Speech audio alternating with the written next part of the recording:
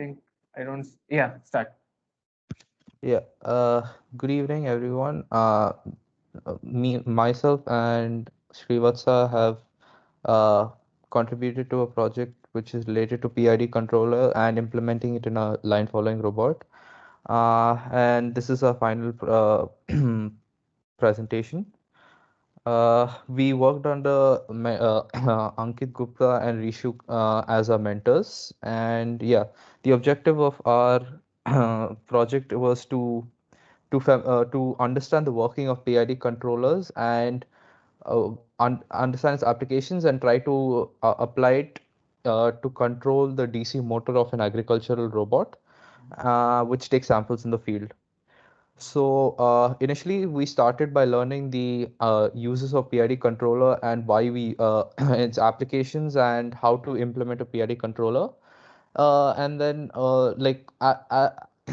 as expected, we had to learn about different types of transfer functions also for their application in the PID controller. And yeah, we had to learn to derive the specific transfer function based on the situation required. And yeah, we learned about why the importance of feedback systems in order to correct the errors. And then we got started on our project by first familiarizing ourselves with Simulink and how to make models on Simulink. And yeah, and then we started working on our PID controller for the specific project. And we try to experiment based by modifying the KP and KD values and seeing the effect on the PID controller and how the graph changes. And we also learned about the different tuning techniques and trying to by experimentally figuring out which is the most efficient tuning technique. Yeah, now I'll hand it over to Srivatsa to explain the rest. Yeah. We have done the tuning methods. Basically, we focused on three tuning methods. That is the Ziegler-Nichols method, the modified Ziegler-Nichols method, and Tyree-Slurban method. So in all these methods, what we have done is that we have simulated the scope uh, for initially keeping the Ki and Kd constants, and followed by we have increased the Kp values till we obtain the sustained oscillations part. And once we got the sustained oscillations, we kept that as Kp value as Kc, and we found the time period of oscillations. And through that, for each method, there are separate formulas available, and we use those formulas and found by each method which values what are the values we get. And these three tuning methods may yield different results to different systems. For this system, as we can see, as we designed, a Tyree-Slurban method was the best method with an overshoot of 0.4. Yeah, so Ashish, just go to the next one. Yeah. So this is the transfer function we used with the values, that is for the DC motor as well as the PID controller. The next one, Ashish. Yeah, this is the derivation for the transfer function. Next one. So we have used specific values for torque constant, resistance, inductance, and then there is a specific formula and we inputted it. The value, the constant 0 can be taken as 0.0023 also when divided, but we have neglected that part since it gives a very minimum error. Next part, Ashi.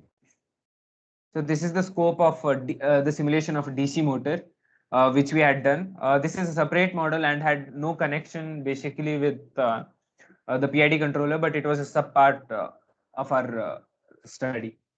Next one. This is the basic model of a PID controller that we had designed, which used step input as step function as an input, followed by KP, KD, KI constants with integrator and derivative. That's basically PID control, and followed by a transfer function and a scope. Um, Next one. This is a simple model to compare the effect of KP and KD. As we can see, the step input function is given, and there are several systems and systems. Basically, each one is similar, just that we have made a model so that we can tune it and compare it with side by side to values such as different values of Kp or Kd, keeping the other two constant. Next one. This is the simulation result of varying Kp values when Kd and Ki are kept constant. So you can see there are fine lines for it. A similar result will be obtained for Kd keeping Kp and Ki constant. Next one. Yeah, as you can see about the simulations during the tuning part, this was the first part. As in the slide, Kp is 1000, we get a finer simulation, a more tuned simulation, whereas Kp is equal to 500 is a more disturbed one. So it shows that Kp is equal to 1000 is a more better choice, and we should keep on increasing until we get a finer simulation. Next one. This is again similar to the one of Kp values, keeping Kd and Ki constant. This is with varying Kd values. This is the overshoot. These are the methods as we said earlier. Tyrrell-Slurban method, overshoot 0.4 in this case. Modified Ziegler method, 0.5. So comparatively, Tyrrell-Slurban is a better method. As we can see in the next slide, here there is an overshoot and there is quite a bit of overshoot, and the value goes to undershoot. There is 0.6 as well. So there is an overshoot of 0.7. So this system may not be preferred. Next one, Ashish. So this is what basically we have done with the project.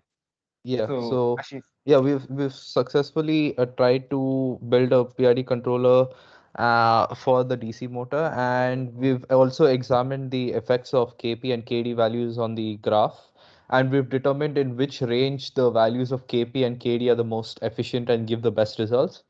And yeah, we've also implemented a PI and PID controller, and we've compared the results of both, and we realized that the PID controller is more stable in terms of its output.